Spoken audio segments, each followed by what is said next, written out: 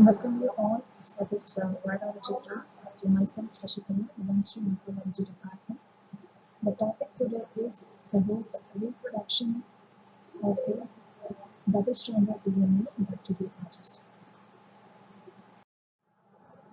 So by this class you can able to know about the different types of life cycle which is involved in the bacteriophages and what are the steps which are followed during the reproduction of the bacteriophages. So before seeing the life cycle, we all should know what is bacteriophages. So bacteriophages means the phages, which is the term it describes the cell which are capable to eat something. Phages means to eat. So that is the meaning. Bacteriophages means the organism or the particle capable of eating or destroying the bacterial cells. So bacteriophages are the viruses which destroy or which utilize the bacterial cells for its growth. So here all these bacteriophages they fit into two categories for its life cycle. The one is lytic cycle, another one is lysogenic cycle. So what is lytic cycle means? A phage which involved in lytic cycle can convert the infected cell or can utilize the infected bacterial cell as a phage factor. So that means it can utilize the whole bacterial cell for its own purpose of the viruses, and it can able to make more kinds of progeny viruses. So using that host cell as a food factory or a phage factory, most of the phages can able to release its progeny. So the phage capable of involving in this kind of lytic cycle are called as the virulent phages. So lytic cycle is nothing but the bacteriophages can utilize the whole bacterial cell and making its more numbers of the bacteriophages using that bacterial cell machinery. So that is called as a lytic cycle, and the phages involved in that method are called as the virulent phages. The another kind of life cycle is called as lysogenic. Here all the bacteriophages insert its DNA into the bacterial host cell, and the part of the phage DNA are get integrated into the bacterial chromosomes, and those bacteriophages are called as the temperate bacteriophages. So what are the bacteriophages? Can insert its own DNA into bacterial chromosome during its life cycle are called as lysogenic phages or temperate phages. So you can little more clear about the types of life cycle from this picture. So here the first stage mentioned here is the adsorption and penetration of the phage DNA. This is the bacteriophage particle, and in this stage it select a particular bacterial host cell, and on the selected host cell the bacteriophage prefer to absorb or land on the cell surface of the bacterial cell and start penetrating its DNA into the bacterial host. So this blue color line is called as the bacterial chromosome, and this red color line is called as the phage DNA. And once it penetrated its phage DNA into the host cell, so immediately it starts synthesizing the phage DNA in more copies, and more numbers of the phage structures are get synthesized, and we can expect many new phages by this stage. After new phage particles are get synthesized, the cell induced to lysis, and it can release the new bacteriophages, and each new progeny phages are ready to infect another bacterial cell, and it can able to repeat the same mode of the life cycle. So this is the picture which describes about the lytic cycle. So here the penetrated phage DNA immediately starting its replication, and it can synthesize the structural components of the bacteriophages, and soon it can able to make all progeny viruses, and those progeny viruses are getting released to the environment by the cell lysis, and each viruses can initiate the same kinds of infection one by one. So this is called as lytic cycle. In the case of lysogenic cycle, once this phage DNA get penetrated, it won't start its immediate gene expression. Instead of that, it's doing its integration along with the bacterial chromosome. So this is this red color phage DNA now it was integrated into the bacterial chromosome. So this state is called as the prophage. Prophage means integrated viral DNA into the host chromosome. So now this prophage DNA, which is copied during each cell divisions, and every daughter bacterial cells can have a copy of viral DNA along with the bacterial chromosome. So until the bacterial cells exposed to some adverse condition, the same state can be maintained. Once the host bacterial cells, when exposed to some adverse conditions like more amounts of radiation or heat or a desiccation something, immediately the condition is not tolerated by the bacterial cell. So that gives the integrated viral DNA get excised out and it can coming out from the bacterial chromosome and it can able to continue the another mode of life cycle through the lytic cycle. So this process, the inverted process is called as the lysogenic cycle.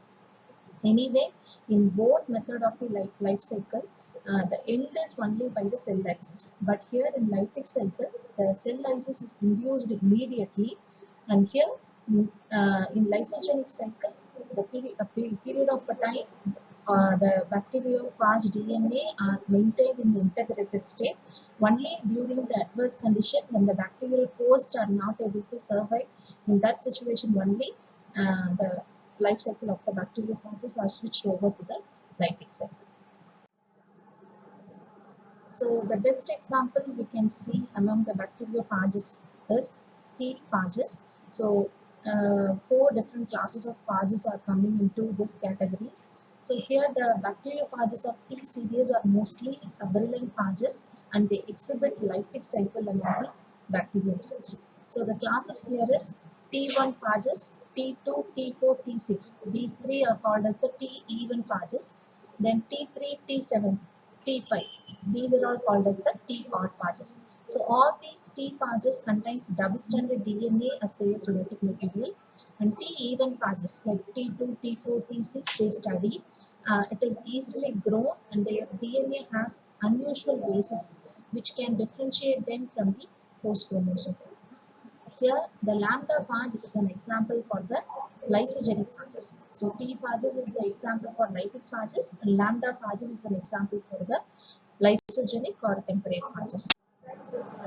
So, if you see the T phages, which belongs to the category, the classification comes follow. Order is Cordovirales and the family Myoviridae. So belongs to this, the group of T phages are categorized and it is a 200 nanometer of length and 80 to 100 nanometer of width overall. And this is the structure of the T phages. So that structure was described as head and tail structure. So this is the head portion and this is the tail portion. So if you see the structure of T4 phages, it has the genome with a length of 172 kilo base pair double-stranded DNA in the linear symmetry and which is enclosed into the capsid layer. So the capsid here is icosahedral shaped capsid and here the bases present in the DNA are adenine, guanine, thymine and 5-HMC. So HMC means hydroxymethyl cytosine. So here the DNA of T4 phages is terminally redundant and cyclically permuted. That means the genome, the DNA sequence of T4 phages have complementary bases at two ends. So when it is linearized, the 172 kb of double-stranded DNA, when you extend it in the linear form, the two edges having the complementary bases, so that is called as the terminally redundant sequences. So these sequences will facilitate the circularization of the double-stranded DNA during the packing into the viral film. And the capsid here is attached to the tail, so which ends in the base plate, and the base plate also having some tail fibers and tail pins which are facilitating for the attachment onto the host cell.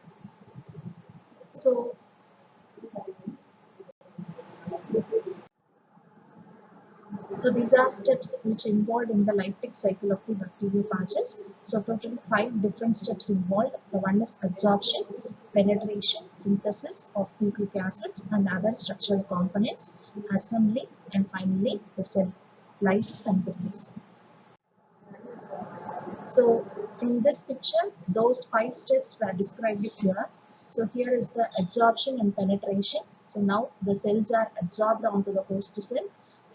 Then it is doing its DNA injection into the host cell. This is the host chromosome, and the upcoming thread is called as the viral DNA. And once penetration is over, it starts synthesizing the gene expression that is called as transcription and translation. So within 2 minutes after penetrating into the host cell, it's synthesizing its mRNA, and by 3 minutes, within 3 minutes, it can synthesize more copies of the viral genome, and it is synthesizing all its the protein necessary for synthesizing the viral structure. And then during the 22 minutes, the virus get released by the cell lines. So within 22 minutes, the viral life cycle get completed, and it can able to release new progeny viruses by the cell lines. So when you see the first step involved in the life cycle of the bacteriophages, the step is adsorption. So here bacteriophages, which is not facilitating any random adsorption onto the host cell, because it is very, very specific, which prefer a specific surface structure that is called as a receptors. So only by preferring this particular receptors, bacteriophages can select the host cells for doing its adsorption. So the adsorption is not a random process. It is very, very specific as well as a receptor mediated. So what are the molecules can serve as a receptors? Means all cell wall lipopolysaccharides, proteins, teichoic acids, flagella, pili and its proteins. So these are all the molecules can be able to serve as a receptors. If you take T-even phages like T2, T4, T6, which can infect E. coli, so they use cell wall lipopolysaccharides because E. coli belongs to gram-negative organisms. So gram-negative organisms can have lipopolysaccharide in its outer membrane. So those lipopolysaccharide molecules can act as a receptor for doing its adsorption. And binding is influenced by either pH as well as by the ionic interactions. And the second step involved in the life cycle is called penetration. So after the receptor specific adsorption takes place, immediately the base plate of the bacteriophages is seated onto the cell surface of the host cell, and there will be some conformational changes occurs in the base plate as well as the base sheath, the tail sheath. The tail sheath get stretching and it get contracts. Immediately the central tube or pore is pushed through the bacterial wall, and the base plate contains the proteins which can facilitate some lysosomal activity for making a pores on the host cell wall. So this is the way the penetration takes place. So here this is the tail tube, and that is covered by tail sheath. The tail sheath which facilitates the contraction of the tail tubes, and that can push the double-stranded DNA or any kinds of a genome present on the bacteriophages into the host cell by making a pore on the cell wall. So here the linear DNA is extruded from the head. It can push from the head and it can pass through the tail tube. Finally, they enter into the host cell. The third stage is synthesis of nucleic acids and other viral components. So within 2 minutes after injection, the E. coli RNA polymerase, the RNA polymerase which already synthesized in the host cell, E. coli cell, can utilized by the T4 phages, and the T4 phages using that bacterial enzyme, it can start synthesizing its mRNA. So those mRNAs are called as early mRNA.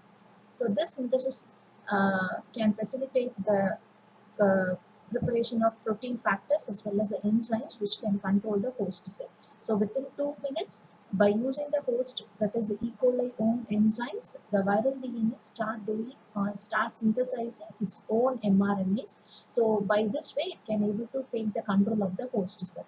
So here the DNA replication again is initiated from several origins of replication, and it proceeds bidirectionally. Replication is mediated by the T4 coded enzymes. So replication is needed. Replication process requires the DNA polymerase enzyme. So that enzyme is taken especially from the Phage coded enzymes. With the exception that the host RNA polymerase synthesizes the primers which can doing the leading strand initiation, and the host RNA polymerase which can make RNA primers for making the Okazaki fragments. So as usual, by what way the replication takes place in the bacterial cell, the Y-shaped mode of replication, the same way here also the replications can be present. So the steps involved in replication is, the first step is degradation of the host DNA. So only by the degradation of host DNA only we can able to get all nucleoside monophosphates, the raw material for synthesizing the new viral DNA.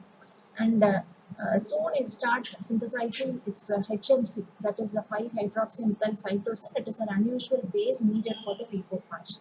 Then prevention of incorporation of cytosine into P4 DNA using the enzymes like dCTPase and dsCMP deamylases enzyme. And then glycosylation of the P4 DNA. So because E. coli have many restriction enzymes, if it is not glycosylated, immediately those DNAs can be readily degraded by the restriction enzymes of the E. coli. So to prevent the action of the restriction enzymes only, this glycosylation was takes place. The next step is synthesis of nucleic acid. So all the glycosylated HMC residues can protect the T4 DNA from the attack of the E. coli endonuclease enzyme. Then viral DNA replication is followed by the synthesis of late mRNAs, so that are very much important in the later stage of the viruses. And the next step is assembly. So here the phage structural proteins which are needed for the assembly, and proteins are involved in cell lysis and phage release. So all these proteins has to be synthesized from the late mRNA during this stage. And now after the synthesis of all the proteins, the phage prohead is assembled. Using those proteins, the capsid layer is assembled, and then the DNA is packed into the phage prohead, and finally the matured head can be formed. So after that, the tail structures are getting added along with the head structure. So this is the way the head structure was assembled. So this is the procapsid. After the assembly of the capsid proteins from the late mRNAs, once this capsid proteins are getting assembled, this procapsid structure now it is introduced with the DNA, and finally we can able to get the mature DNA, mature viral head. And along with this viral head, the tail structure was added. So this is a base plate, and on this base plate the tail tube was added, and the tail tube now it was covered with the tail sheath, and finally the head and tail was combined together. We can able to get the mature phages. And the last stage of phage reproduction is called release of phage particles. So this is only by cell lysis. So the lysis of the E. coli takes place here. That is by the T4 phages, which having the lysozyme enzymes at the base plate. So using that lysozyme enzyme, it can able to make a pore or a cleavage on the peptidoglycan layer of the E. coli cell. So this will happens after the synthesis of nearly 150 viral particles which are accumulated in the host cell. So by this way the cell lysis was happened. So here from this class, the people you can able to aware about the stages which are involved in the reproduction of the double-stranded DNA bacteriophages. The steps are adsorption, penetration, synthesis, then assembly and release. All these are the 5 steps involved in the reproduction. So I hope you all understand these concepts clearly. Thank you.